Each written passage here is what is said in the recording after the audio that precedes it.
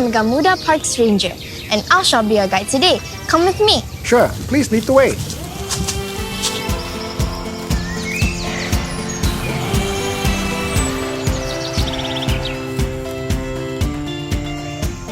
Wow, these trees are huge. They look like they've been here 100 years. Yes, some are even taller than buildings. They are actually from our own G Parks nursery. We grow them there first. When they are big enough, we pick the best ones to plant in our parks.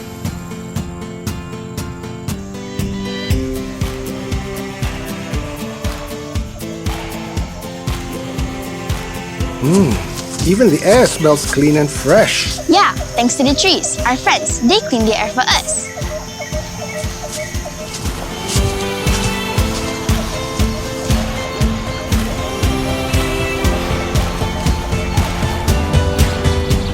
Hey, what are you looking for? Shh! Don't scare the birds away. Those are herons all the way from Europe. They are taking a break here before they fly to the south for the winter. Oh, I see them. I can see why. This place is so wonderful and cozy. They like to be by the water just like us, right? These lakes are not just beautiful, they help cool the environment and keep this place super green. Yes, it's really green.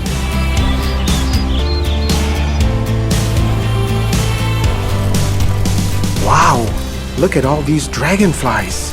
There's so many of them here. Did you know that they only hang out around clean waters? Our wetland plants help filter the water here.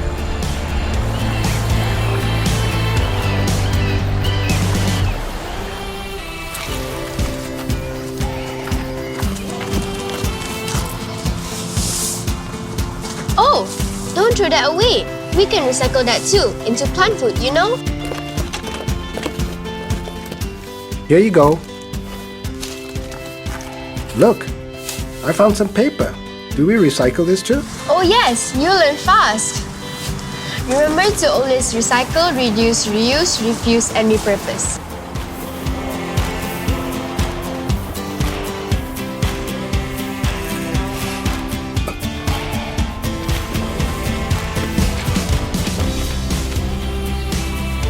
Hey, what's everyone doing?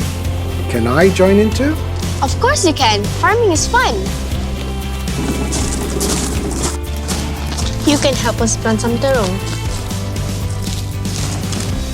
But before we put the seeds in, we'll make some of the compost from our composting yard to help it grow better. Yes, ma'am.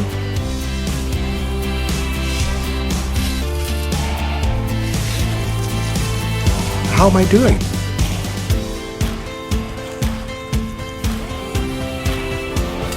Okay, just put it right here. Hey, who are you talking to? Just a new friend.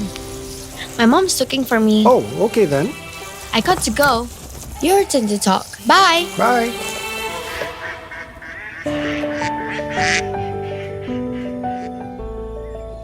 Everything you see began with the belief of listening to what the land has to tell us. This has always been the guiding principle for us in creating a sustainable environment where biodiversity can blossom, a place where we can put nature's best foot forward. These efforts are crucial in our fight against climate change for our generations to come.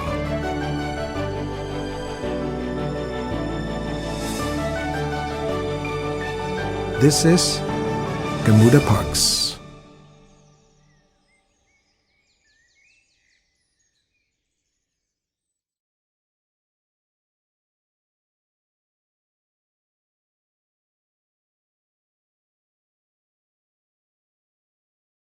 Hello, everybody. Good day. Welcome to the webinar. In conjunction with Gamuda Parks' ongoing IDB 2021 month in partnership with ILAM, Institute of Landscape Architects Malaysia, we will have with us today 3 speakers with diverse background talking about designing for biodiversity. I'm Suzanne. I'll be your moderator today from Gamuda Parks. Before we go on, I'd like to tell you a little bit about what this IDB Day is all about. It started in 1993, celebrated yearly on 22nd May, with The theme changes every year. This year's theme for Biodiversity Day is "We are part of the solution for nature." The slogan was chosen to be a continuation of the momentum generated last year under the overarching theme, "Our solutions are in nature," which served as a reminder that biodiversity remains the answer to several sustainable development challenges. As the global community is called to re-examine our relationship to the natural world, one thing is certain: despite all of our technological advances, we are completely dependent on healthy and vibrant ecosystems for our water, food, medicines, clothes, fuel, shelter, and energy. These are all our basic necessities, just to name a few. From nature-based solutions to climate, health issues, food and water security, and sustainable livelihoods, biodiversity is the foundation upon which we can build back better. This is the main message from the Convention on Biological Diversity, key international instrument for sustainable development. Dear audiences, before we start today, I would like to give you a rundown of our program. Our 2 hours webinar will begin with a presentation by Prof. Dr. Nazre, followed by Dr. Christine, and our last speaker will be landscape architect Julien Hodson. At the end of each presentation, we'll be showing short 5 minutes informative videos from Gamuda Parks and ILAM. Each speaker will only have 30 minutes to share with us their expertise. Unfortunately, 30 minutes is too short of a time, but we do hope that you'll be able to benefit from their vast experiences. Feel free to ask your questions pertaining to the presentations by using the chat box. We advise you to type the name of the speaker you are directing the questions to. The speakers will reply to you accordingly. Now, I'd like to now introduce Prof. Dr. Muhammad Nazre. He's a lecturer at Faculty of Environment and Forestry in UPM. He'll be talking today on importance of being a tree. Prof. Nazre obtained his PhD in botany from University of Edinburgh, and Royal Botanic Gardens, Edinburgh is also a certified arborist. His area of expertise are in the field of forest botany, plant taxonomy, ethnobotany, forest management and conservation, molecular phylogenetics, and arboriculture. Prof. Nazre, I'd like to invite you to start your presentation. Thank you very much, Suzanne. I'm very delighted today that I can present my presentation with the title, "The Importance of Being Tree." Right. In order to talk about the importance of being tree, firstly, I would like to talk about biodiversity. So why biodiversity is important? Biodiversity very, very important because it connected with every single thing that we do in our life. In terms of health, in terms of development, in terms of water, in terms of climate, in terms of everything will connected with the biodiversity as depicted in this picture. Biodiversity as a whole, as like a core in these things, and it connected like a trees.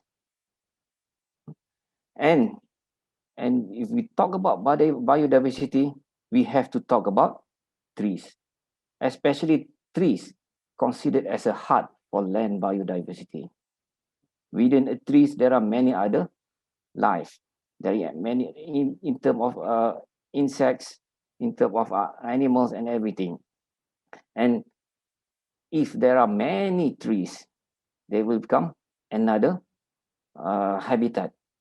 And if we got and also with the many trees, they can create an ecosystem. As shown in this picture, within the ecosystem, forest ecosystem that consists mostly of trees, palms, and shrubs. There are many other animals, many other group of plants that can live on this ecosystem. So our world has been evolved for many 100 million years ago, but at the same time, another species evolving, which is what we call today as a human. This is ourselves. Modern human only existed about 200,000 years ago, or maybe 300,000 years ago. And history of human not always a peaceful species. We always fight with each other. We always fight with other, it has a conflict with other species, and it will be not possible. In the next few years, our species will extinct because of the controversy that we have today. Right. Despite many even losses in our population, okay, we still progressing very well and rapidly at the end of the century. Okay, you can see from the graph, we continue to grow. We also continue to need more resources, and because of that, we have sacrificed so many things, and among other is our forest. And because of forest consists a lot of trees, that is the very most damaging thing that we have done today.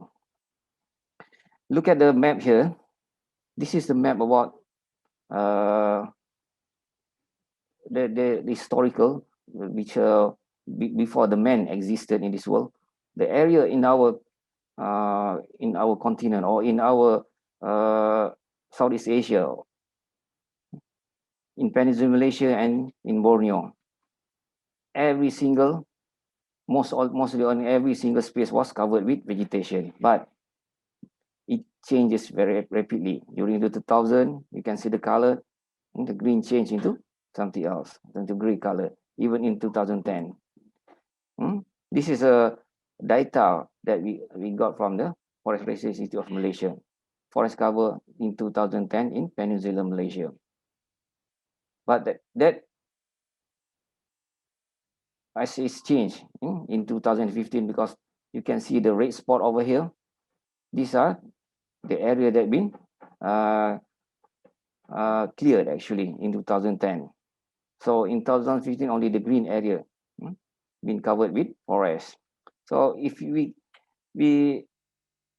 counted, there's a lot of area, thousands of acres, thousands of hectares have been destroyed for the needs of our country, the needs of our people, the need for humans. We change the landscape into the development, into agriculture and so on. And ironically, the idealism of conserving the nature comes when we have fulfilled our needs. Look at ourselves today. When we have all the things that we need, and we have home, we have a food, then we start thinking about conservation. I don't think people in the third world country, or not everybody, not generally everybody, but mostly people, when they have a difficulty in their life, they don't think about conservation as their first thing in their life. We have clear forested land, and then when we realize that what we have done, we start to plant the land with our desired trees, and we creating a new forest that is not similar with the forest that we have destroyed. And a lot of organizations in this world, especially the FAO, Food and Agriculture Organization of the United Nations, have created so many campaigns, so many effort to create forests, because they say that forest for human health and well-being. And a lot of things, as you can see in this poster, a lot of benefit that we get from the forest as medicine, forest as a pharmaceutical, mitigating urban stresses, and mental, physical, social, and spiritual health benefit. However, we have forgot about one of the most interesting thing about biodiversity and about the forest, about cultural. We always overlook about this issue. And for today's talk, I would like to focus on my talk about this cultural thing. So, trees are culturally important because to me as a botanist, as an ecologist, I have a sentimental feeling about trees, because to me, tree as a nation identity. No matter what your nation are, the tree create nation identity. What we call in Malay is lambang jiwa bangsa. We always heard about not too long time ago about bahasa jiwa bangsa. Tree also is a lambang jiwa bangsa. And in fact, for many years in the name of development, we sacrificed the identities of many places in our country. For example, the Tacoma. It is a kind of what we as a national tree for El Salvador. We planted so many things. I think during this year, this is the picture was taken on Facebook of DBKL. Tacoma was planted along the way. People glorify it, but at the same time, people do not know that this is national tree of El Salvador. We're creating something else in our country. And again, not too distant from my heart, the place where I work, UPM, it was planted with rain tree. Of course, the debate on the native tree versus introduced tree are still going on. There are many pros and cons, but on the other side, on the cultural thing, we can see that this tree or rain tree is not our native tree. It was brought by the British or by the colonial during the 1940s, or even before that, been planted in many part of the country. To me, the large amount of rain trees is just kind of what I call as a relic of colonial. And but of course, there's a historical part of it. UPM was eventually it was actually started as a college, agriculture college, and been established by the British. So I think during that time the rain tree was planted, but they're still remaining until today. Again, if we look at our petaling tree, okay, I don't think we can see any more petaling tree, even not just in Petaling Street, but even in Petaling Jaya. Okay, the name petaling was taken from this tree. To me, this tree is very beautiful.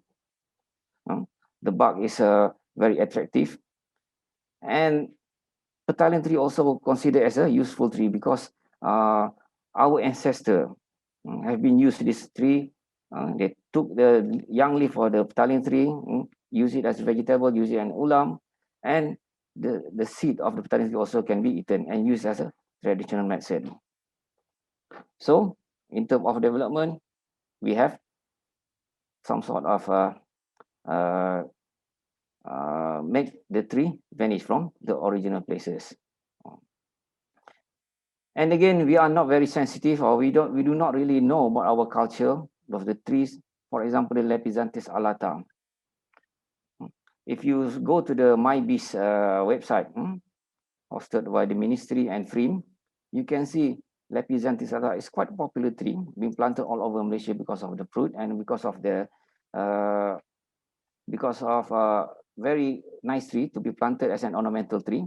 And the name of local name for or vernacular name for Lepizanthus alata, there are various local names. And if you can look at this slide, one of the name, the latest name would be, they call it as a cherry Terengganu, or Terengganu cherry. But it was called as a Johor tree. Okay? I'm from Johor. Of course, I'm very interested about the history of my state. The fact that Lepizanthus alata, we couldn't find actually in the wild Lepizanthus alata in the wild in Peninsular Malaysia. A lot of it been found in Borneo Island, not just in Sabah and Sarawak, and also in Kalimantan.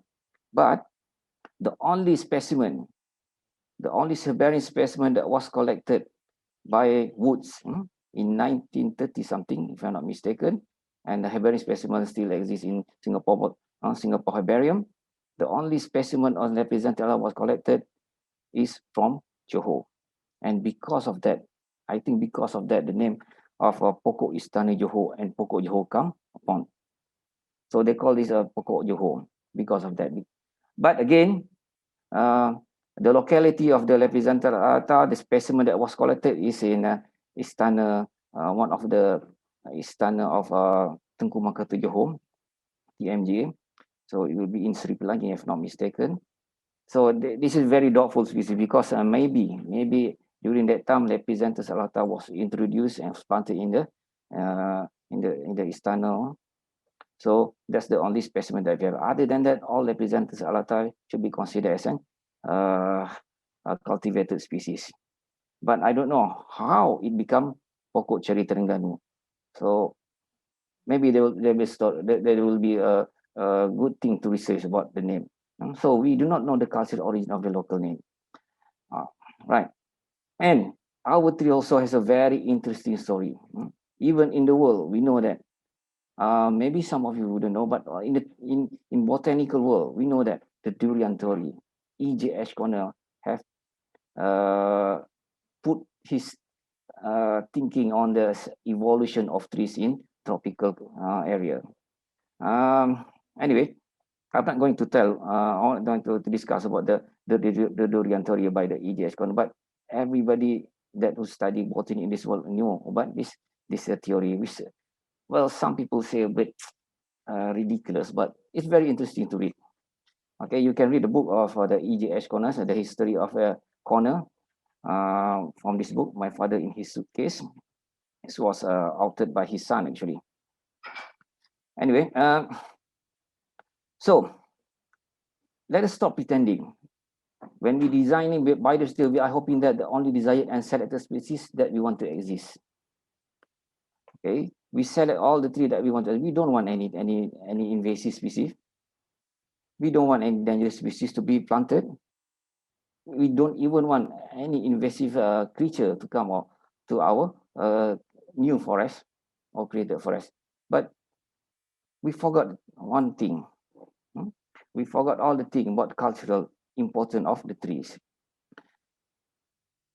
And to me, we should take into many contribution, because trees being a tree, and trees has history, and history has also a culture that connected to people of the land.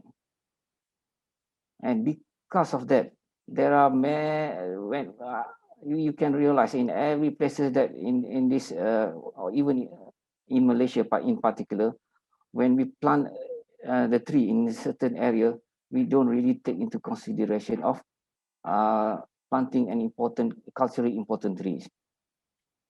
So because of what I would say as a not culturally sound, we often found that there's a disconnect between effort and result. The effort, of course, we want to create a new biodiversity, we want to create a forest, we want to create everything, a single thing, but the result is not applicable to every single people or every people that live in that area. And we always heard the branding, eco, green, biodiversity, whatever it is, it just become a slogan to sell. But when the project finished, I would say all the project do not have any, what I would say, without any soul. They don't reflect the people that already have a history in that particular area. And because of that, I would like to ask, I would like to our friend here, I would like to our listener, when we do some project, we do some when we want to design our biodiversity, we need to consider the cultural importance. We need to reflect ourselves and put some thought of how being a tree have existed for many years, thousands of years, even millions of years in this land, and they must have some sort of stories, some sort of cultural that connected with the people. And please consider this when we design a biodiversity in your project or in your effort to diversify the species in this world. Okay. For that, I would like to thank you very much for inviting me to this talk, especially to the Gamuda line and Gamuda Park, and also like to thank Institute of Landscape Architects of Malaysia. Thank you very much. Thank you so much, Prof. That was quite an interesting presentation you got there. I like how you have connected something that we oftentimes don't relate to our daily life, because As the time goes by, modernization takes place, you tend to forget your tradition, your culture, your language, and how your parents, your grandparents used to live, and the connection you actually have with land. And bringing this cultural relationship to a tree for flora, it's quite an interesting topic, because I am pretty sure not many are aware of such relationship, and how you have pokok, the places are named after the trees that are found there, and now not even one can be found. But you can, of course, find it in the arboretum, or in some far away botanical garden that is not even in Malaysia, for example. I'd like to ask you one question though, Prof. Yes, please. How do we get, how do we create a balance? Because you say when you are doing design, you put in this idea that these are the expected result that you want. You plant this species. And to be honest, not everyone will have native species as part of their landscape plan. They could be due to so many reasons, whether of the growth rate, or not beautiful enough, or hard to find, or too expensive. How can we address this? How do we get them to be connected again? What do we do? Simply put, when there is a demand, there is also a source. Because let's put it this way, okay, Malaysia is still have many areas, many forested area, be it whether in Sabah and Sarawak or in Peninsular Malaysia, at least 44% of forested area. So if you know the culture, if you know the history, then it will be easy. If you ask somebody, I want this, and you talk, you have to talk to the right people anyway. What kind of design you want, what kind of species that you want. When you have that kind of information, then you can put into materialize. Otherwise, if you don't have that kind of thought of putting the cultural thing in your design, then there will be no benefit. But if you have that kind of thought and you put in your design and you ask the right people, definitely you will get what you want. It's not impossible. To make it balance, to be honest, I do not know how to balance it with the needs of the benefit, because I'm not the landscape architect. I think you guys are more familiar on this. You are the person who should do this. How to balance the culture, and how to balance the needs of the people, or the needs of the project that you want. All right. That's a good point. Thank you, Prof. Thank you, Prof. Thank you so much for your presentation. We are running out of time, so we have to now go on to the next speaker. Our next speaker is Dr. Christine Fletcher. Hello, Dr. Christine. Hi, hello, Suzanne. Hi, she's an ecologist and Gamuda Parks panel of experts. Today, she'll be sharing with us on quite an interesting presentation as well. I find today's presentation really, really informative. Today, she'll be talking about integrating wildlife and development plans, something that you can look forward to if you're looking at laws and governing bodies. Just a little bit of introduction about Dr. Christine. She's an ecologist with more than 18 years of experience conducting research in wildlife ecology and forestry. She has headed both local and international funded projects, which looked into improving biodiversity conservation and monitoring in forest management practices in Malaysia, as well as participated in climate change negotiation and technical discussion as part of the Malaysian delegation. Dr. Christine is also known as the Bad Woman. She's an expert. She has joined us a couple of times, sharing her expertise. And as always, every time after her session, audiences will leave feeling full, learning something new. And we would expect the same for the same effect for today as well. So, Dr. Christine, hand over to you. Thank you, Suzanne, and thank you to the organizers for having me again on this webinar. So yeah, today I'm going to be sharing with you my experiences in my 15 years or so experience working with wildlife on the ground, and how I use my experience to be applied into designing wildlife management plans and into development plans on the ground. So today I will be touching these few points with you. I only have 30 minutes, so I hope I do this justice. Firstly is getting to know our wildlife. So Dr. Nazre had already presented to you about the biodiversity and the forest.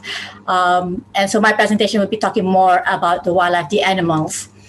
Next point would be, what are our responsibilities as professionals? So I'm also guessing that the audience today will consist mainly of the landscapers, architects, developers, and it's also good for the general community to understand what these professions are responsible for and how they can make an impact on our everyday life.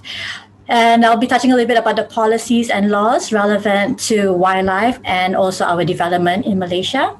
And finally, maybe some tips about how do we make use of this knowledge that we've gathered from Dr. Nazre about plants and about animals from my presentation, and how we can use that to make better decisions in our development projects. All right, so let's start.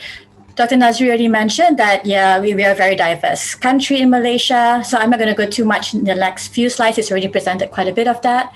But I just wanted to share with you that, this thought that Malaysia is so diverse in wildlife and in plants has been ingrained into me since I was in school.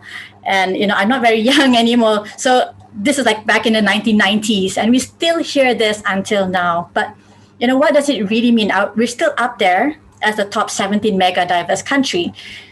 But what does that really mean to us? It just means a number of animals are available, or a number of plants are available in Malaysia, but how many of them are still thriving? How many of them are still good, viable populations?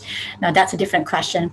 And if you notice on the slide here, most of the areas or the countries that are very diverse are basically along the equator, because we have very stable climate. We have very good environment in sense of weather, in sense of temperature. We don't have very harsh winters or droughts, so that a lot of diverse wildlife and plants can live, and they can thrive very well in these situations. So you've seen this many, many times, I'm very sure. I mean, you've heard people talk about, we have this number of mammals. So you're talking about mammals, we're talking about bears, elephants, tigers, you're talking about the squirrels. Those are all the mammal groups.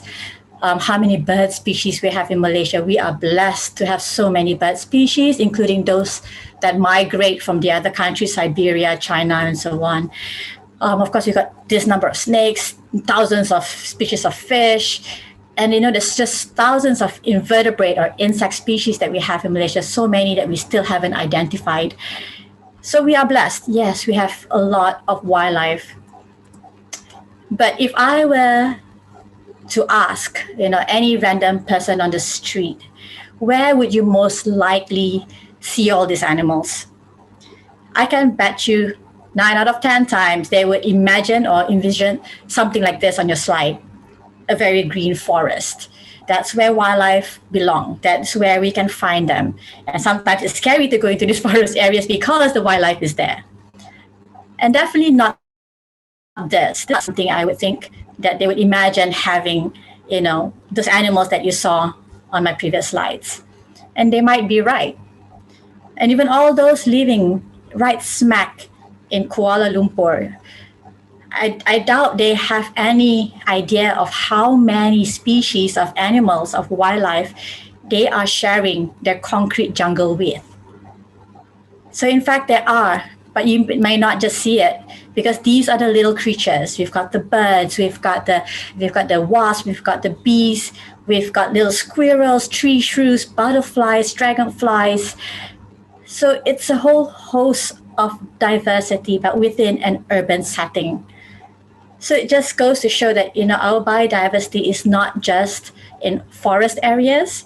You can find them even in the most degraded looking areas or the most deserted, and you'll get all sorts of wildlife. And it's usually these non-charismatic animals. So when I mean charismatic is that, elephants, tigers, rhinoceros, unfortunately that one's extinct, tapir. So you don't get those kind of charismatic animals in a more urban setting, but it doesn't mean that other little creatures do not live in this setting in the urban areas. And it also doesn't mean that these little creatures are actually important in our whole ecosystem. In fact, if some of you may remember or you've seen documentaries whereby if all the humans in the world were to disappear, the one thing that would really thrive are the insects. And you're talking about cockroaches and ants. These are the most resilient of species, not even humans with all our technology. So, as responsible professionals, what is our job in maintaining this biodiversity that we had just shown you? We've got all these animal species that we have in the earth. In Malaysia in particular, we're so high in diversity. But what are we, or how can we then help to ensure that this ecosystem is maintained or is protected as much as possible? So here I am talking to the professionals who are in the field of land users, planning how to use our land, how to use our resources, because you are the ones who will make the decisions from the highest level down to the local level, who will make a difference on what we do with our land. But first, we have to understand, and I think that Dr. Nazre had already alluded to this point, whereby our population is continuously growing. If you remember, even back to our previous Prime Minister, he was saying, by 2020, we must have this number of population in Malaysia because we need to be an industrialized country. And now by 2050, the projection here is that we will have 14 million more people in Malaysia. Currently, we are about 34 million, slightly less. But can you imagine another 14 million more people sharing the same living space as we are right now? Because 14 more million people, what does that mean? It means we need to have more jobs, we need to have more food, we need to open up more land for agriculture, we need more natural resources, we need to have more durian, we need to have homes, we need schools, we need roads. So there's a lot of things that we need. And this is where the developers and the planners come in to provide this for the growing population. Yeah, so it's not just so much about building beautiful houses by the forest hills or by the rivers, but it's really the basic needs of our population. And so we've already seen this picture earlier on the map on the left, how Malaysia's forest is shrinking. Yes, we have lost quite a bit of forest areas in the last 20 years. But I think what I want to really point out here is that it's not so much just the shrinking of the forest itself, but if you look at these red color areas where the forest areas has been lost between 2010 and 2015, is that these are the forests that once it's lost, it actually disconnects the major forest complexes from each other. So now you have forest areas, but they are in small pockets. Smaller pockets of fragmented forest is what we call them. And wildlife thrive on large areas, connected areas. Very much like people, we always need to be connected. We take trains to our workplace. We fly to different destinations. This is connectivity, and you need that for your basic survival, your basic needs. And although it is proud for Malaysia to say that Malaysia has pledged that we will maintain our forest cover at 50%. This was pledged back in 1992 at the Rio Earth Summit, and up to today, we have still managed to maintain our 50% of forest cover. But what people don't realize is that this 50% forest cover actually covers whole of Malaysia. Sabah, Sarawak included. Yes, Sabah, Sarawak, part of Malaysia. And the vast forest expanse actually is in Sarawak. So if you look at Peninsular Malaysia alone, in 2019, we recorded 43.41% of forest cover. So, again, there's an imbalance here of forest cover. Of course, Sabah and Sarawak have bigger land areas, but they also have a lot more forest cover than we have here in Peninsular Malaysia. And because of this shrinking forest sizes and that fragmentation I was telling you about, quite a number of our species are being lost. The populations are shrinking, some of which are very iconic to us. For example, like our Malayan tiger. As you know, we are now only estimated to have 250 individuals, left in Peninsula Malaysia, probably even less from what I heard recently. Our sambar deer, Malaysian elephants. I don't think anyone, or very few people has really seen a gaur, or in Sabah they call it a banteng, in your forest areas anymore. It's a very big wild bull. And it's not just the animals that we're losing, we're also losing plant species. Can you imagine this particular kuruing layang? We only have 63 trees left. It's only 63 left. And it's only found in Terengganu and Sarawak. In this whole of Malaysia, we only have 63 individuals left. You can say the same about so many other species. Now, why do I have a picture of Thanos? If you are a Marvel fan or you've watched the movie Avengers, then I think you probably know where I'm coming with this picture. But for those who are not fans or have not watched this movie, so I'm not going to give you any spoilers. I'm just going to tell you that this is the character Thanos, who came from the planet Titan. And he left his planet because it has been so devastated in sense of overuse of resources that it was inhabitable. And he felt so sad because he couldn't save his planet. So he made a plan to collect these infinity stones to create that gauntlet, that glove that he is wearing, so that with a snap of his fingers and with the powers of all those stones, he is able to wipe out half the population of the whole galaxy, the whole universe. Because it is in his thought is that there must be a balance between nature and its inhabitants, its people. Only when this balance is brought back together again, then the planets can then survive, like how he wanted his planet to survive. So to many people, when they saw his character and it was, he had this really mean face, killing half the population with just a snap of the finger, that seems so cruel. And everyone say he's the bad guy. But if you look at another aspect, he is trying to save the world. He's doing something good for nature. So how does this got to do with us? Basically, what I'm trying to say is that, we don't have to be so dramatic that we have to come to this kind, or we have to resort to this kind of action where we have to destroy 50% of our population, or we deprive people of giving birth, of owning a house, or having land for agriculture. Who are we to deprive them of such fundamental needs? So luckily, we are not in that situation yet, and we hope that we never will have to. But how can we achieve this? And it is not something that a one-person job like Thanos is going to achieve. So this is something where we all have to come together from different professions, from different background of expertise, and see how we can use our knowledge to help make things better, or to make life better for both us, people, as well as for the environment. And one way to do this is really by having a common understanding of what drives our development in our country. So I'm just going to give very briefly a snapshot, or share with you, if you're not familiar with some of the national policies that drive our development planning.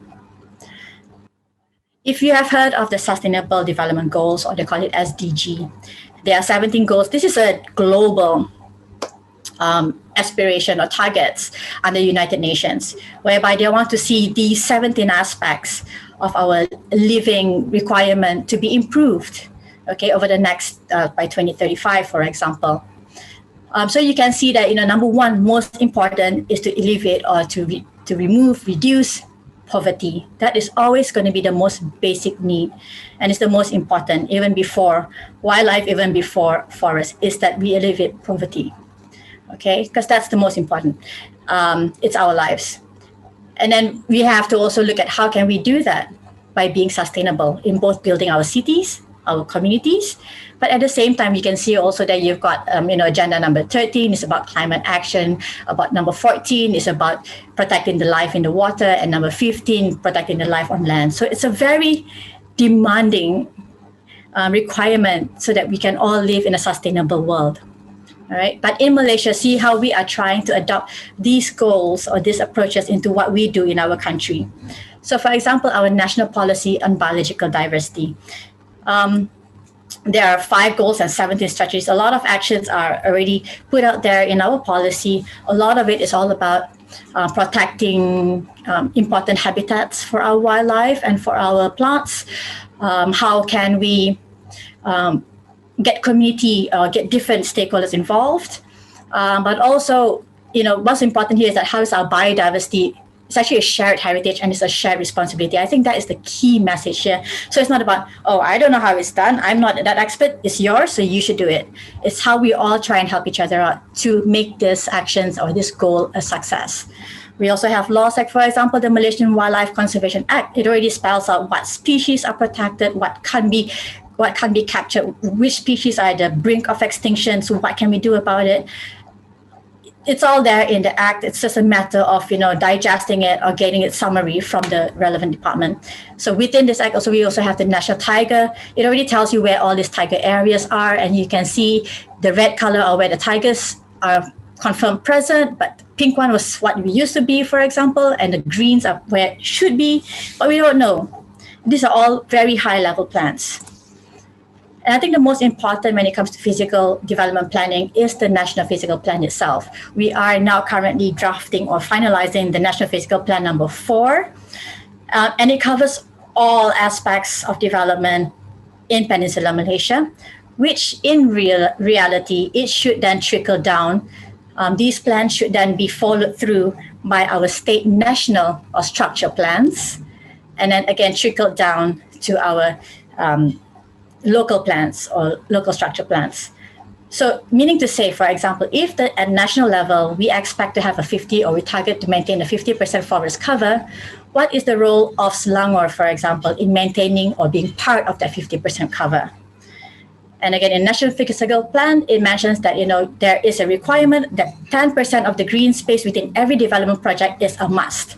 But it is up to the different states how they want to abide it, how they want to implement it. So for example, in Selangor, they have set a requirement that only if development areas are above 10 acres, only then they would apply the 10% requirement for open space.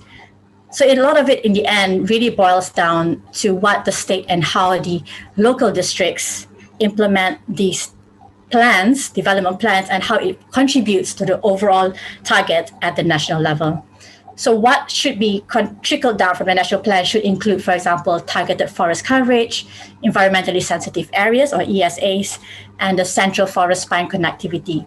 So I'm just going to show you a little bit about what ESA is about, environmental sensitive areas. It comes in 3 categories. Category 1 means this area is totally to be protected, no main development at all, except for those that are important for national, for example, like power grids. Type 2 or Category 2 is for very, very limited development. Usually it's for ecotourism or for research. And 3 is for control development, every other things, but it has guidelines on how to control what you do in those areas. And you can see in a map, this is how spatial mapping is so important in any of the development plans, so that you know where are the no-go areas for development and where areas that you want to develop, but it has to have guidelines and controls. And rightmost is the central forest spine. It already shows you where all these forest areas are, but what's important is this pink and red ones here that connects these forests. So again, as I mentioned to you, what is really important here is about connectivity. It's not so much about having so many forests or so much forest area, but it's how all these forest areas are connected. And we talk about connectivity, it's not just about, having the central forest spine corridors connecting these big areas. And it's not just necessarily forest areas. It can be even urban settings. This is where the landscaper's role is really, really important. How can you create connectivity between urban sprawls like this to the main forest habitat? So you've got options of green corridors using forest areas or remaining forest areas in urban areas, green gardens, garden squares. You've also got the blue corridors using rivers, using streams, and finally the brown corridors using roads and railways.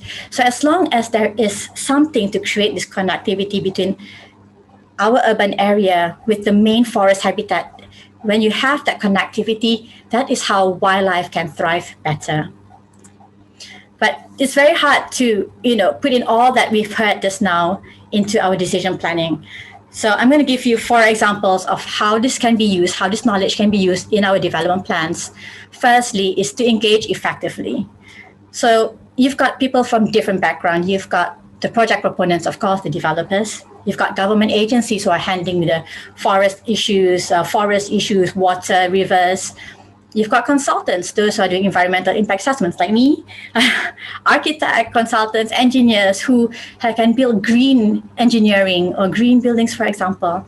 And you've got the civil society, NGOs, social societies, environmental societies who offer in their expertise on how to better or how we can improve our management. So what's important is to have all these groups really just to communicate and share their expertise, because they all have different perceptions, they have different mandates. I think that's the most important. There's no point barking up the wrong tree.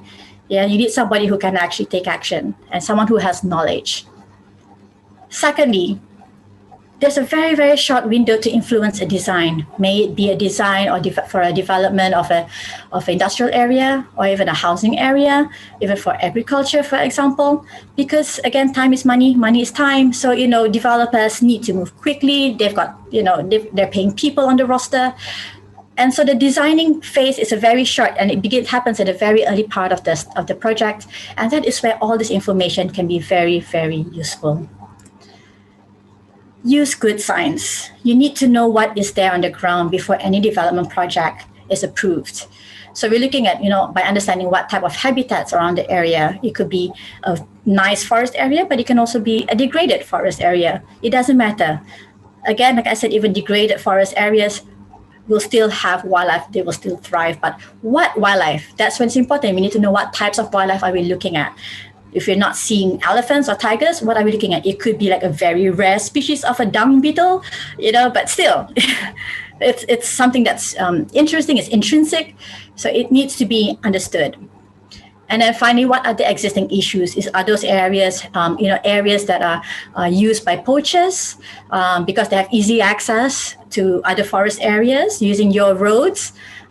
Maybe because of the roads, so now it has created road kills, and that's a very important issue as well. It's both dangerous for both the animals as well as the road users.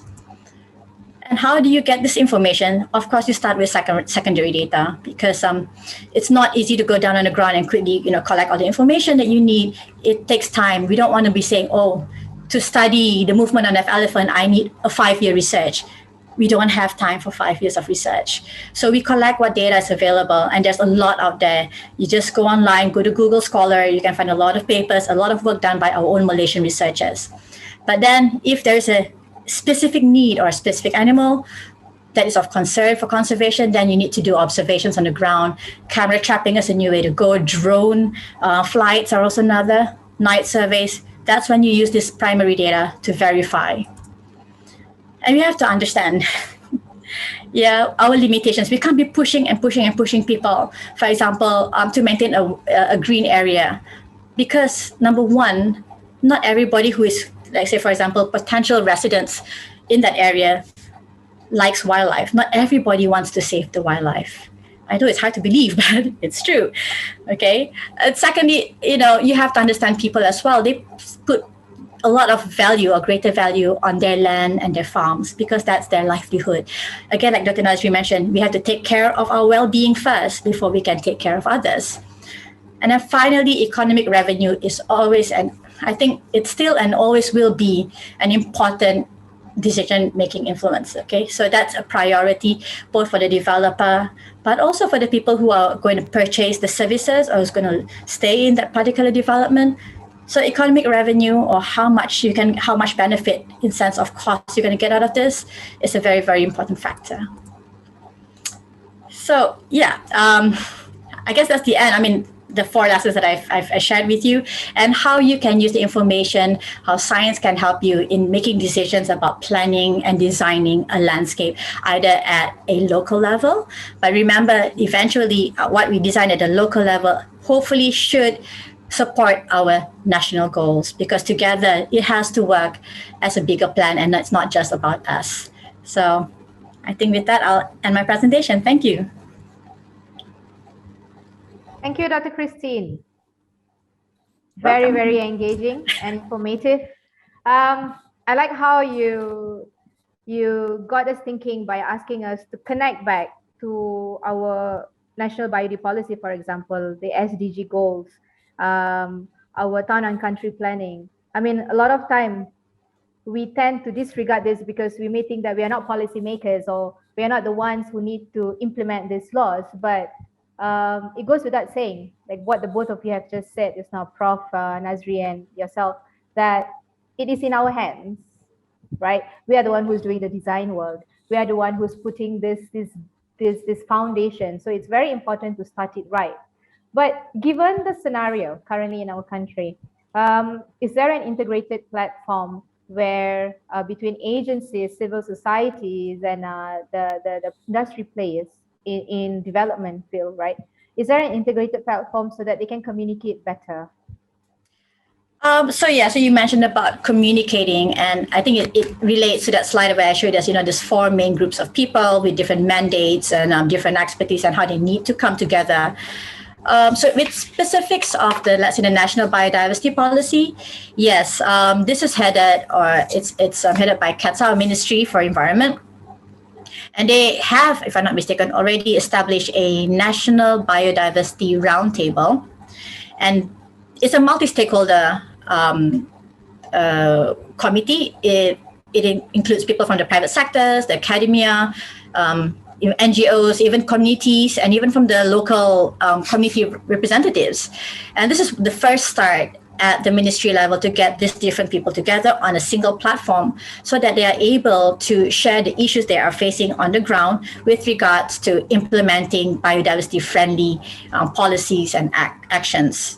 So that's a start. But, we need to also understand at local level, I'm sure there's quite a number of platforms available for communication and feedback. For example, when they're doing the local plans, it's now very transparent. It's open to public to give their feedback. You can do online polls. You can have town hall sessions. So it's really a matter of you really want to get involved and find out how and where these platforms are available. So they are, and like I said, it's just up to us now to get to know. It's a lot of it is online, as I mentioned. I've seen billboards everywhere telling that online feedback is needed, and now you've got things like Change.org, where everyone can put in a poll. Oh, do you believe that this forest area needs to be to be safe? Come on, sign the petition. So there's a lot of ways where it's not just a one-way feedback, but again, like I said, you have to be creative. And if there isn't a platform available, you can start at the community level and reach out to people but you need to know who are the other players. And that's where it's important to open up, widen your scope or your vision. That's true. I like what you just said. You pointed out clearly that it depends on the individual, for example, to make that change, to make that difference and make it mandatory. So it depends on the companies, the stakeholders, and everybody has to play a role, not just an ecologist always harping on people in the built environment. You need to protect this forest. You cannot destroy this habitat. You have endangered species in it. So I think it's really, really important what you've just presented.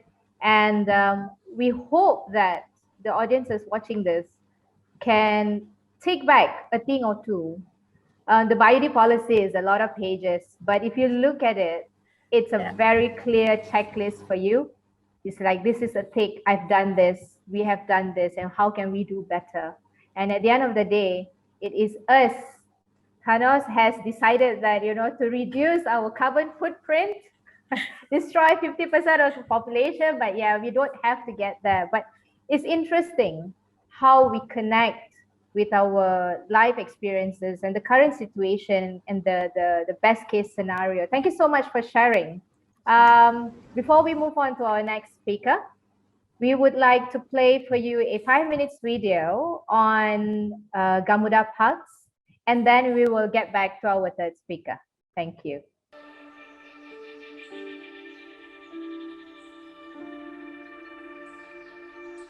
What is a biodiversity survey? So basically, a biodiversity survey is when you take account for all the living things, both animals and plants, within a boundary of an area. And it can be done for multiple reasons. But why does G Parks with Gamuda Land do it? They do it for a very important reason. It is for guiding their management decisions within a development area. So they need to know basically what is there, what living things are there, and what needs to be controlled or managed.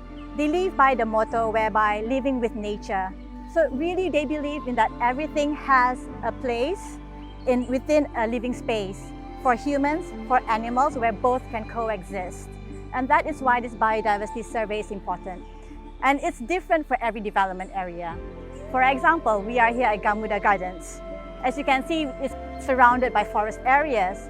So you would expect to have some forest animals still within this area, and it has to be accounted for. No doubt, after the development process is done, there will be extreme changes in the biodiversity composition. But what does Gamuda land, or how can Gamuda land help to bring it back to its glory, bring it back to its original situation or condition? What can Gamuda do? And this is how this kind of information helps them, by knowing what is in their area before making these decisions. Since 2018, Gamuda Land have done 6 biodiversity assessments for our township in Malaysia and Vietnam. The conservation and preservation efforts are guided by the Gamuda Parks biodiversity policy that was debuted in the same year as well. By executing the biodiversity assessments, or we call it audit and surveys, we are able to assess the current status of flora and fauna at the site and its ecological footprints, and how we could enhance and enrich the biological diversity later. To date, 26 flora and 36 fauna species with conservation importance were recorded from the 6 surveys. Therefore, in 2021 and onwards, we will continue to establish more biodiversity assessments for other townships, both in Malaysia and Vietnam. I think for that, Gamuda Land is making the correct steps and doing these biodiversity surveys on an annual basis, so they can see how it has improved over the years and not just a one-off exercise.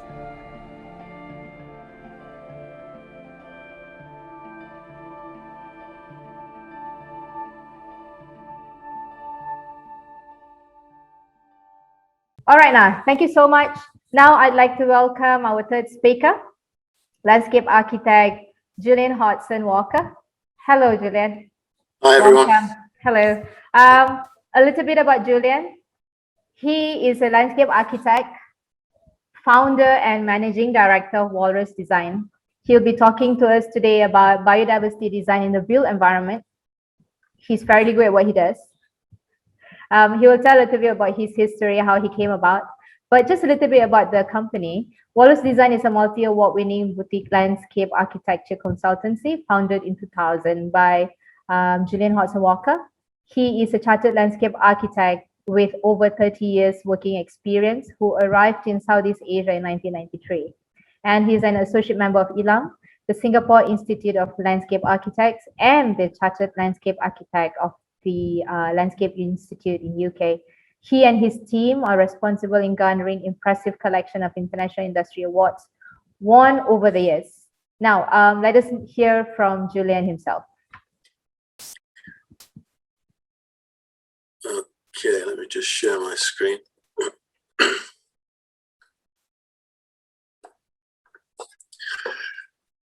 Okay, so thank you to Dr. Christina. She rightly points out, as landscape architects, we're quite often at the evil end of the wedge, I suppose, because we work for developers, and any development fundamentally is not sustainable, and particularly with increasing population densities globally, the need for resources, obviously that sustainability is a bit of a myth.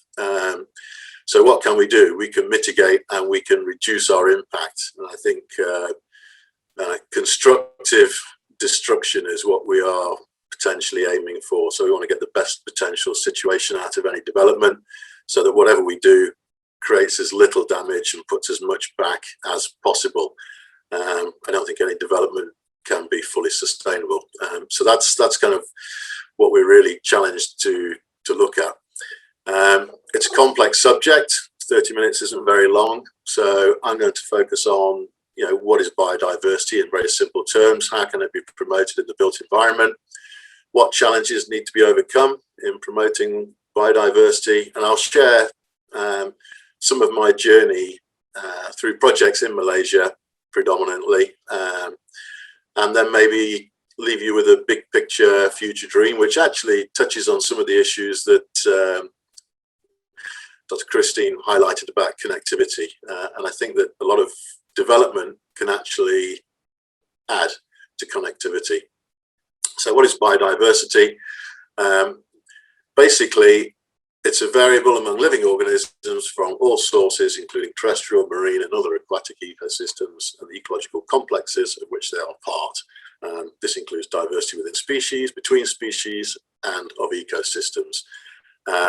The basic forms of biodiversity, and you can read it from this slide here, but decisions humans make that influence biodiversity affect the well-being of ourselves and others, and that's, I think, fairly obvious, and that's from the Millennium Ecosystem Assessment 2005. Why is biodiversity important? Well, it reflects the richness, variety and ultimately the health of an environment. So a rich natural environment supports and enrich our living environments, and that connects with nature, promotes a sense of well-being, leading to an enhanced sense of well-being. So quite often you hear this term biophilia. It's been used a lot recently. What is it? Well, it was actually termed in the 1960s, and it describes a psychological orientation, being attracted, so living things basically being attracted to other living things in order to feel vital and alive. And so the more living things you have around you, in theory, the greater the biophilia and the greater the biophilic index. And that is all it means, really. It's living with nature and appreciating nature and understanding that being with nature makes you feel better and more connected to it. And it's as simple as that. And the idea of promoting nature or biodiversity in the built environment isn't new. It's been around for quite a long time, but obviously with climate change and global warming, there's a greater awareness of our impact on the environment. So books like Design with Nature by Ian McHarg, which is about designing with natural processes, using landform topography, assessing through sieve analyses, the least damaging way to develop. That's tried and tested, works very well. That's a very good book. Permaculture, I think people will probably be aware of that. And there are other books like Promoting Nature in Cities and Towns, which is a European, this one's from a British author. And so that's so how can biodiversity be promoted? Well, diversified flora by incorporating careful mixes of indigenous plants, planting specifications to encourage wildlife, attracting fauna by the careful designing of different habitats, including woodland, riparian, wetland, and ideally low-mow, no-mow grassland. Cut turf is very, very poor ecologically. It's got very low biodiversity. So if you can let turf areas grow wild and you can get a different grassland type of environment, that actually helps a lot as well. Designing biodiverse friendly habitats, managing and maintaining for biodiversity, and education. It all starts with education. And what we should be aiming to do as landscape architects is start a virtuous cycle. So if we can implement more diversified habitats and plant species, that will attract a greater range of fauna, which are insects, avifauna, mammals, reptiles, aquafauna, all these different groups. They will import seeds. They will develop more biodiversity through those seeds growing, which will add to that diverse habitat, and that will create a circle that will hopefully continue. And the objective is to continuously expand a food web. So the bigger the food web, the greater the level of diversity, because the more things feed off it and the more species you will get in any environment.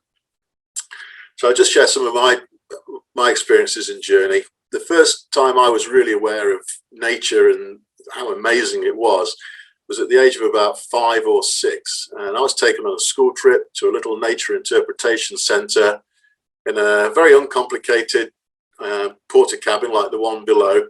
And this was around a piece of derelict land which had a pond in it. And in that pond, there were frogs, newts, all sorts of wildlife. And I just found that completely mesmerising, wading through those muddy banks, searching the species listed on a printed data sheet that was given out. That was absolutely magical. And I actually found a newt, which is quite a rare species in the UK. So that's kind of etched in my memory. And I've been a nature lover ever since. So the whole point of education is really important. It all starts with education, making people aware, children aware, so that they can appreciate wildlife and protect and appreciate the environment around us. So the first project I think I was involved with when I came to Malaysia in 1993 is a housing development called Sierra Mas, and this was a gated community landed subdivision on oil palm plantation land in Sungai Buloh. And all the oil palm was there when we got to the site. And in developing the site, basically the developer cut the tops of the ridges and left the valleys and these gullies as areas of open space. And this is the kind of plan. And this is actually a Google Earth view of the site now. And north of that, you'll just notice Valencia, which I'll talk about shortly as well. But if you look at Sierra Mas, you've got these now, kind of almost 30 years later, you've got these gullies, which are these very deep green kind of environments. And our concept for that was to plant indigenous forest species, so we would get an indigenous woodland mix. Nothing introduced. We searched out, and at that time, James Kingham had just started his nursery and he was growing plants. So we got them from him. And we've got all sorts of native species in these gullies. And the idea was we would use the oil palm as a nurse species, we would plant in amongst them, leave the oil palm there, slowly phase it out and let the trees grow through. And now those gullies look like this. The trees have matured. There's a very natural environment in there. It's allowed to develop like that. And these have become kind of wildlife habitats within that residential development. You look at this picture here and you wouldn't think that you're in the middle of quite an exclusive residential enclave, but you are. And here's another one. And you can see that some of the oil palm is actually still there, very tall now, very grown out. But in amongst that, we have these native species of trees which attract birds and other wildlife, and that kind of creates a system. And then Valencia, which we got involved with in 2001, was actually redeveloping a public golf course into a residential development. There were 9 holes of golf course being retained, and the rest was going to get turned into a residential enclave, and that was by Gamuda. And that was our first experience working with Gamuda. And based on the experiences of Sierra Mas with these indigenous woodland mixes, we wanted to introduce the same thing in Valencia. And obviously, it's an adjacent development, so there could be continuity. And so we came up with a concept for the playable, non-playable edge of the golf course. Now, 20 years ago, you talked to a developer about biodiversity and natural species, and they weren't really kind of very switched onto it. It was more about, selling property, what's wow and special and really kind of interesting. So how we had to have a strategy for how we could sell that to the developer. So at that point in time, we used it as a mechanism to say that we're going to use these woodland belts, which will be fast growing, using native species, which will grow tall, to shield the houses around the golf course from migrating balls from golfers. So we used it as an excuse to protect us from golf shots. And we kind of came up with a concept to do that, putting in these woodland belts around the outside where you could get lateral vistas of views into the golf course, ultimately below the canopy, but any golf balls coming in would get protected, or the houses will get protected from stray golf balls. But the real objective was actually to put in indigenous woodland species. And so we came up with a planting plan. We came up with 3 different mixes of species, which incorporated native species and nurse species. And the diagram on the left is the original planting plans, and the image on the right is what it looks like now from Google Earth. And you can see there's a very dense canopy cover. It completely envelopes the golf course on either side. All the non-playable edges dominated by these tree species. And these are just some of the original sketches that we used to kind of justify that concept. So looking at dense planting to start with, to screen the balls off as they grow, you'll still get the screening, but you'll be able to see underneath it. As they get bigger, you'll still get the screening, but you can see through it to the golf course. But the objective was actually to try and introduce native species. And I think we were quite successful in doing it. In fact, we were so successful that Gamuda have commissioned FRIM to audit all of the trees in Valencia, and they've all been GPS tagged. And actually, there are some very rare species in there now. We have Hopia subulata, canching, morel and canching. I'm not sure whether it was planted or whether it's migrated from some of the trees in Sierra Mas, but it's fantastic that it's there. And that's actually on the critical red list. So, you know, we've actually introduced something into the development that wasn't there before that is of national importance. So that's actually very good. Also, that image bottom right, that is in Valencia. That is Kapur, dried Balanops aromatica. Now, the top right image, you have to go to Frim to view that. That was, you know, very famous National Geographic photograph. But you can experience that in Valencia now, because we have a little stand of Kapur where you can experience canopy shyness if you're looking up. And that's a testament to the richness of that environment. Also on the left, that's the shell of a cicada. And that's also a very good indication of a healthy environment, because the cicada's lifespan takes about 7 years, most of which is spent in the soil. So in order to get cicadas in the environment, you have to have had healthy soils, and you have to have a fairly healthy tree and forest environment for at least 7 years. So, you know, Valencia is developing very well, and we're very proud of it. And I think Gamuda were also very proud of it as well. Coated Cumberning Wetland, that was another project for Gamuda with one of their joint companies, Highcom Gamuda Developments. This was designed in 2001. This is actually a multi-award winning project, and it's quite interesting because we were asked by Highcom Gamuda to look at their township and see if there was any areas of land that we could enhance and upgrade, because they felt it was a little bit lacking. And one of the areas was on the approach, which was basically the main road, and running around the north of the township. And I'll just show you the bottom left is a Google Earth image there. There was an area of derelict land, and it's taken up by a TMB reserve, Petronas Gas Reserve, the Kezas Highway Reserve, and also there is a JPS 10-meter reserve running through it. And in the original design, the proposal was for a 10-meter wide concrete U-drain. So we said, well, look, why don't we get rid of the U-drain? Let's do an open channel wetland. It'll have a much greater capacity. It will be a much more natural system. We can weave it in and amongst the TMB reserve. We can combine it as part of the Kezas Highway side drains, and we can have an integrated environment. And actually, Gamuda were extremely instrumental in getting all the parties together, talking to TMB, Kezas, JPS, and we actually got consent to do that. TMB just required us to keep all of their pylon bases dry. There were restrictions for what we could do under the TMB reserve, no flying kites, no fishing, no kind of activities like that. But they were okay as long as they could access the pylons. There is actually a 10-meter wide JPS route running through these channels if you track it down. So that was all complied with, and it exits out into the Klang River. And there were at that time flooding issues on the Kezas Highway, and this has solved them because it also acts as an off-stream storage pond. So when the Klang River floods, it actually backflows and flows back in, and this takes up some of the additional flow surcharge. So it's multifunctional. And in building it, they actually built it for less than it would have cost them to build the concrete U-drain. So they got park frontage, they got an integrated wetland, and in the end, all these residential parcels here, this was all industrial land. Because the land value increased, because it was now facing a park, they converted it all to residential and realized a much higher land value. So it actually helped everybody, and it also helped the environment. So that was something that we were quite pleased with. And these are just some progress photos.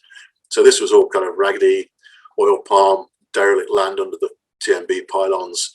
And we basically excavated it using natural processes. It's natural groundwater, shaping, gabions, nothing complicated, and created all these open channel wetlands. And so this was shortly after completion. And this was in 2006. So you can see it's matured very nicely. And there's a lot of wildlife in there, and it's been very successful. This was some photographs I took in 2016.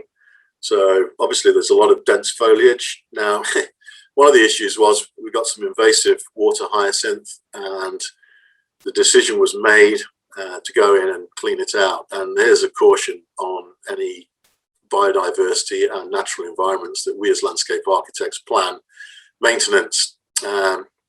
Maintenance is really important. It's not well funded, and it's not well understood in terms of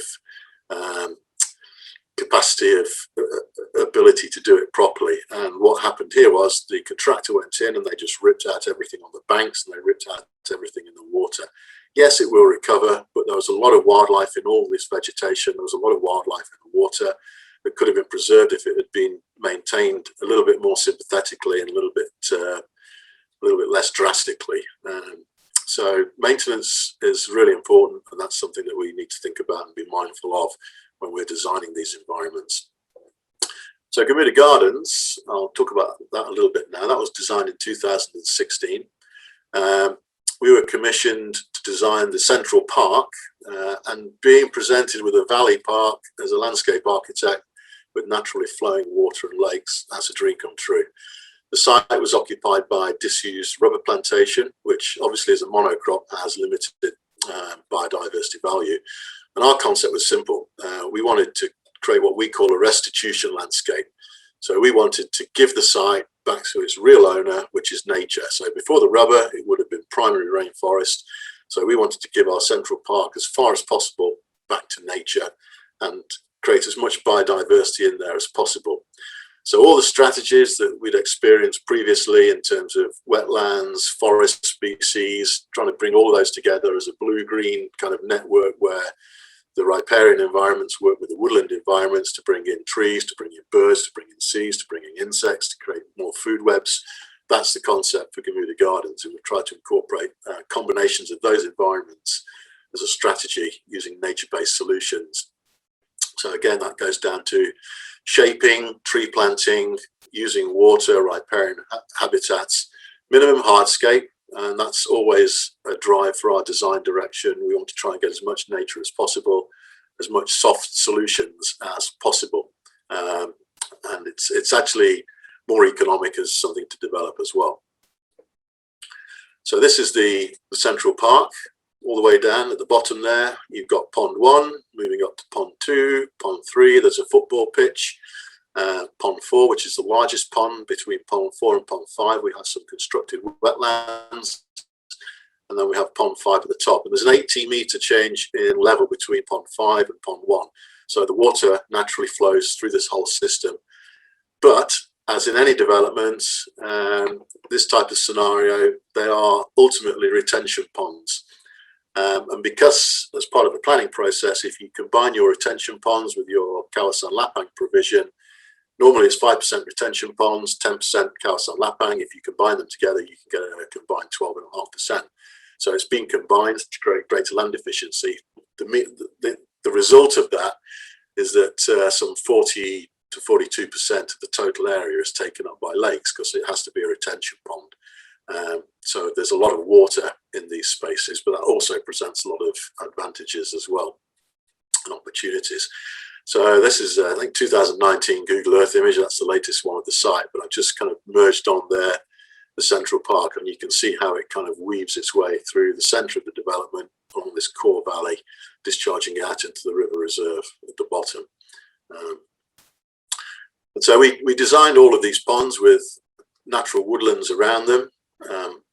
Like I say, they're all gravity flow, but they do have to comply as part of the retention pond system. So all of them have got ultimately almost a 2.6 meter change in level at a peak Q100, 1 in 100 year flood event.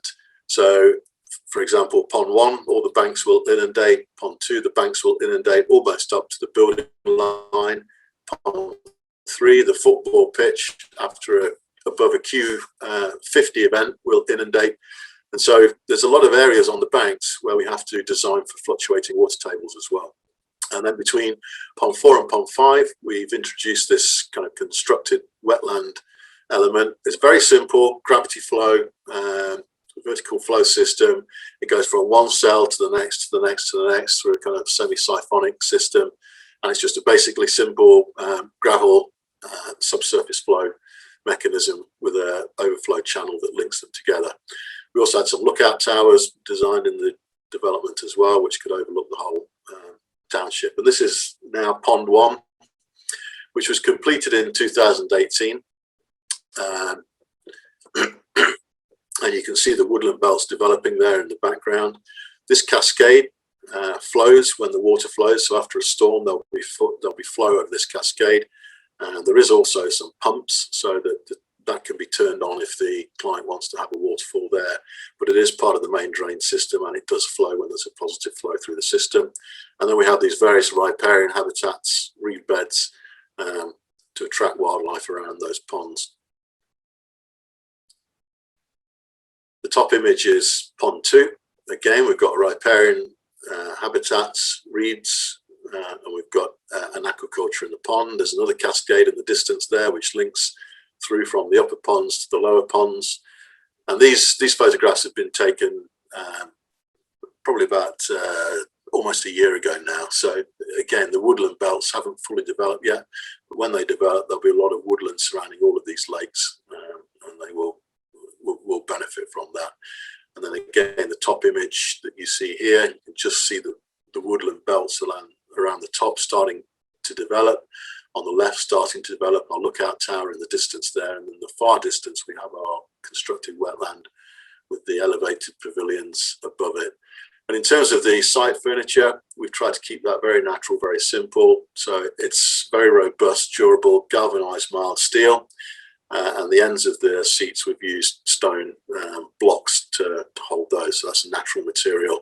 And then all the drains are aggregate drains, subsurface aggregate drains that surcharge groundwater, ultimately discharging the water back into the lakes.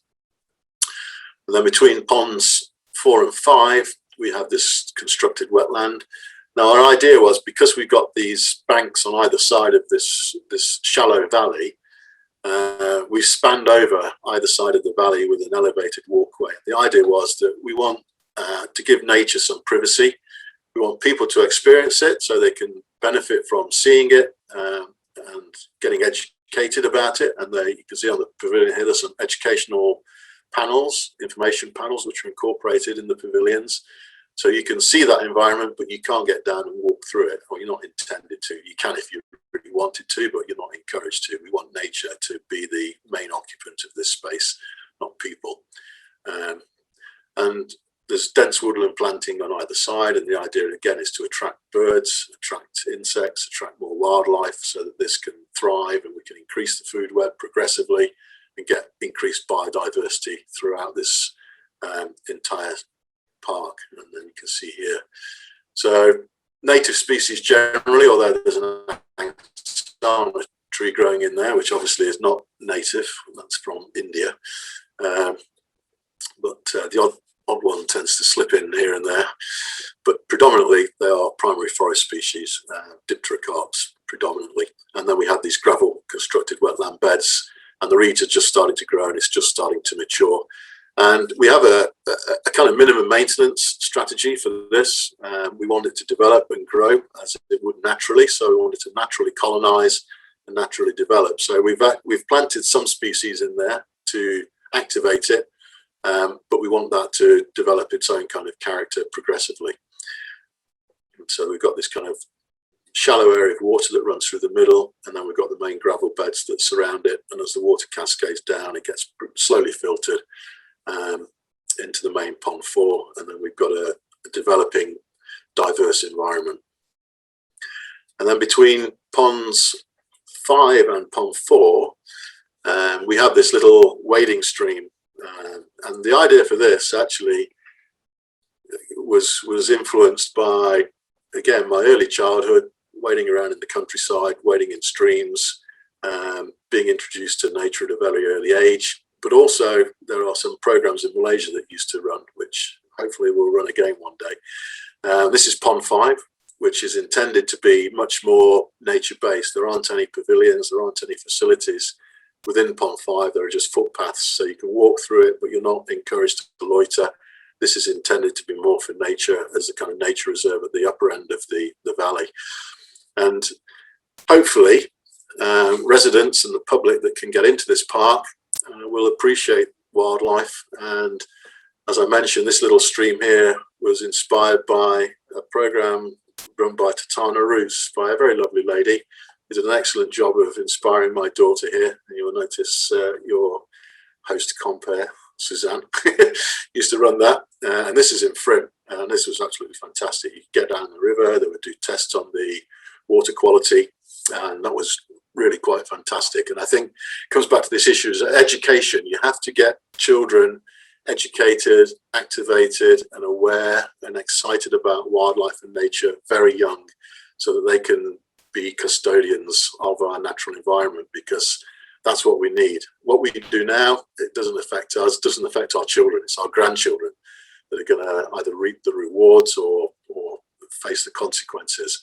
So the more we can educate, the better. So just a quick one. So size doesn't matter. So here's another development we're working on, which is upgrading the promenade in Putra Harbour. And we have this little tiny parcel of land at one end of our project site. And that is a small area, which is a drain reserve, which connects to the overall development, and it drains through it. And rather than just have a drain reserve, we said, well, okay, why don't we try and use wetlands and woodlands in this very small environment here, and have a very small representation of the natural flow of water from upland to lowland to the sea in a very compressed environment. And so what we proposed was having a constructed wetland cell system, which would have a tidally flushed lower area where we could get mangrove. So we could actually represent the idea of flow from upland rivers through wetlands into mangrove into the sea. Unfortunately, the engineer had a few problems with having a mangrove area behind their marina wall, so that kind of got taken out. But the rest of this is actually going to go ahead, and with any luck, it should be constructed by the end of next year. And we designed it in such a way that we have a subsurface flow to filter water from the upper area before it reaches the marina. In the event of a peak storm, there's a bypass channel which would channel water out so that we don't overload the wetland. And then our ideal situation would have been a tidally flushing mini creek where we could get a mangrove environment to grow. So we could have upland woodland trees, we could have mangrove trees, we could have a wetland, and get a really compact area of biodiversity in quite an urban environment.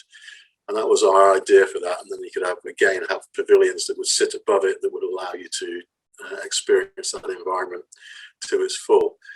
So size doesn't matter, but please dream big. So I want to come back to this image here finally of Kota Kemuning.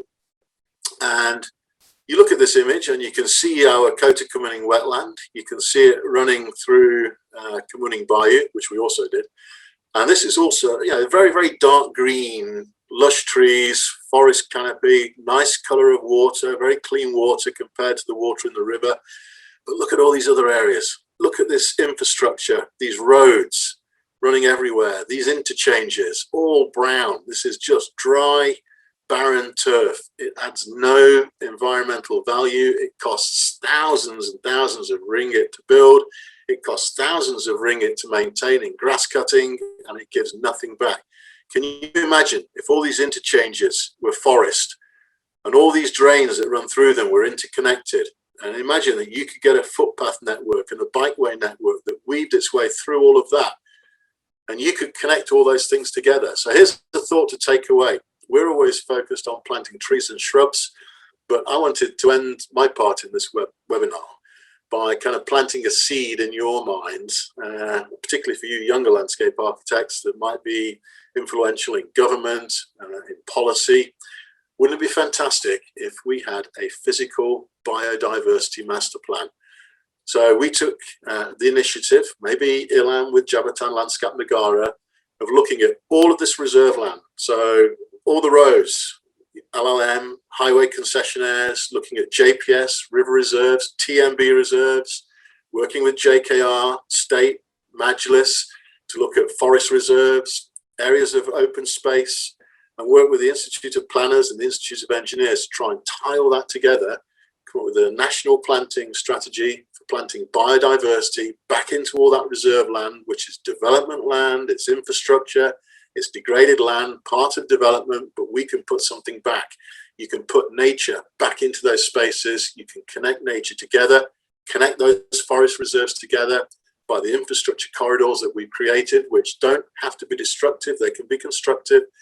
Put it all together, add something back. And then if you can weave a footpath network through that and a bikeway network through that, imagine if you could cycle through Malaysia without touching traffic, through all this woodland, into forest reserves, into the national reserves, into parks, through all this reserve environment.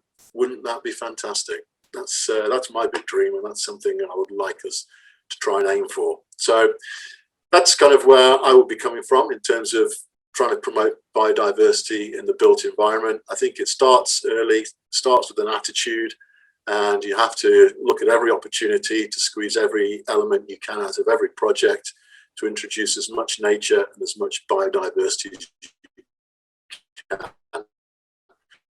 Not everybody will like it. Obviously, township development, you can do it in your central park, in wildlife and people conflicting. So, there are challenges there. So there's some things to think about. So that's that concludes my presentation. Thank you so much, Julien. It's interesting how you started your presentation with your childhood and education. It alters the way you behave, the way you think, and the way you make decisions in life, especially in this built environment. And the fact that our path crossed years ago, wading through the pond. My daughter still remembers catching that fish. That's etched in her memory, wading through that stream. That's amazing. Done. That's amazing. I mean, that's what it is. It's passion. You are passionate. You're really, really passionate about the environment. It's because of what you were exposed in your younger age. Imagine. It's important. It's important. Yes. Yeah, education is very important. Yeah. Imagine at age of 5 or 6 and you were not exposed to this, you wouldn't be able to do such a big difference in our built environment, in our landscape currently. And you've done so much. But the question is, Malaysia, are we doing enough in promoting biodiversity in the built environment? Are we? Are we what enough? Sorry? Are we doing enough? Are we doing enough? Yes. I think there are a lot of really good initiatives. But I think initiatives need to get put into action. I think the translation of all the policies and all the initiatives into a physical action plan, I think that's what we need to focus on. It's all about what you do, not what you talk about and what you strategize. It's about trees planted, landscapes on the ground, and I think there is a lot that can be done. And I think Malaysia's got so much potential. It really has. And what I alluded to at the end, looking at all this reserve land, which people see as kind of redundant, almost wasteland. It's a problem. It's seen as a problem rather than a benefit. You have to maintain. You've got to cut all this grass. Well, don't plant grass. Plant woodland. It's self-maintaining to a greater or lesser degree. Forest it and let it connect wildlife areas together. Let the drains become natural streams, and as long as they're flowing and they're not blocked, it's not a problem. And I think there's so much space, so much land that can be used to reconnect all our parks and kind of areas of natural diversity back together using some of the infrastructure corridors that we've built. I think there's a great potential there. There's a lot that can be done. I strongly agree with what you just said. And I do hope that it will come soon. These changes will come soon, and people will all take proactive measures to make these changes. And again, educate yourself on why it's important, not just because you have to do it, but why do you have to do it should be the question. Thank you so much, Julien.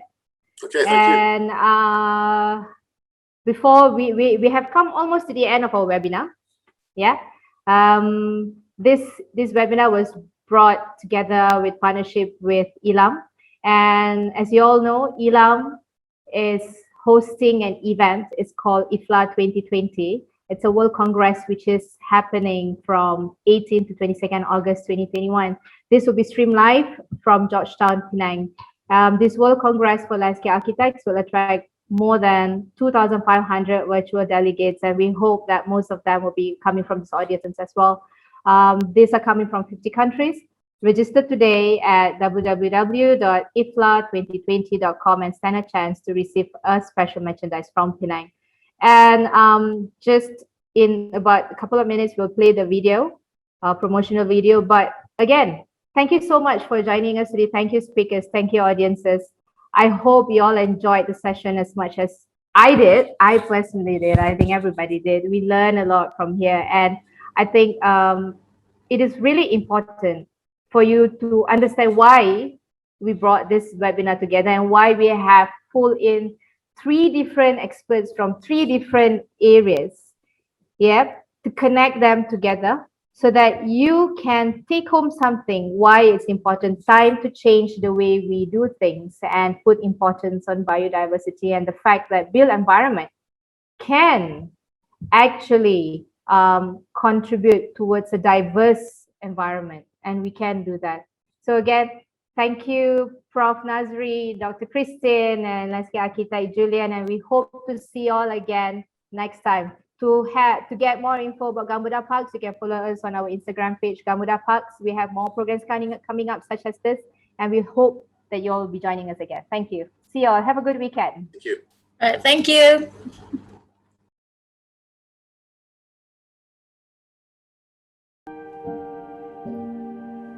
I'm a person who will always prioritize my work. Looking outside from the same window each day, I always wonder how I can change this world to be better.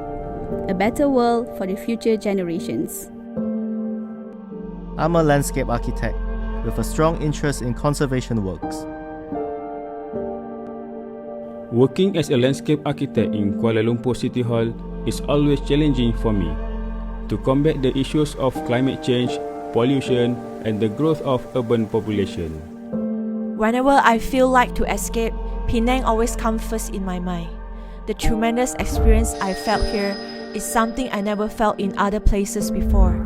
A place where you can find life, arts, culture, heritage, nature, and adventure.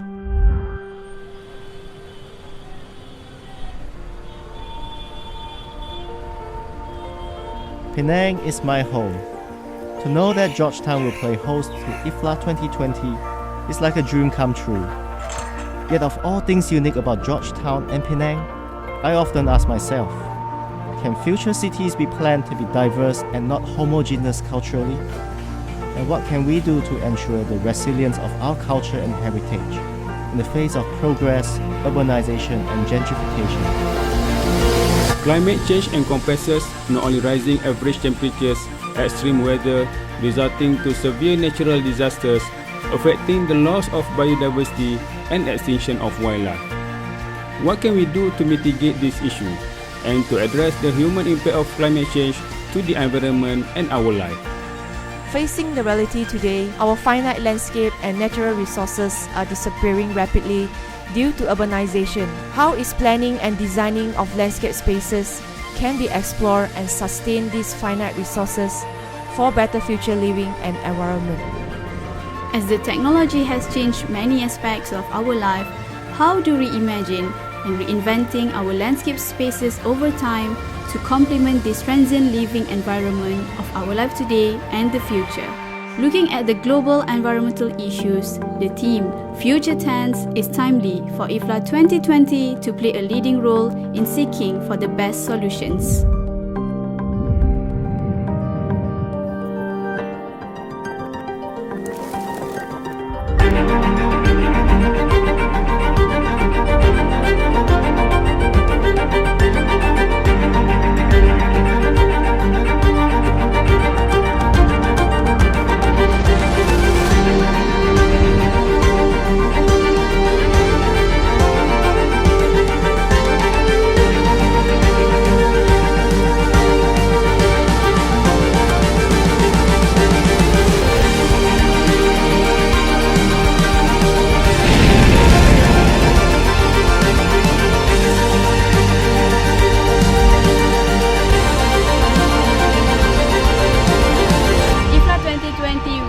More than 1,000 delegates from more than 50 countries. Start your journey now with us. We are seeking solutions. For us, for our generation and for a better future. We are ready.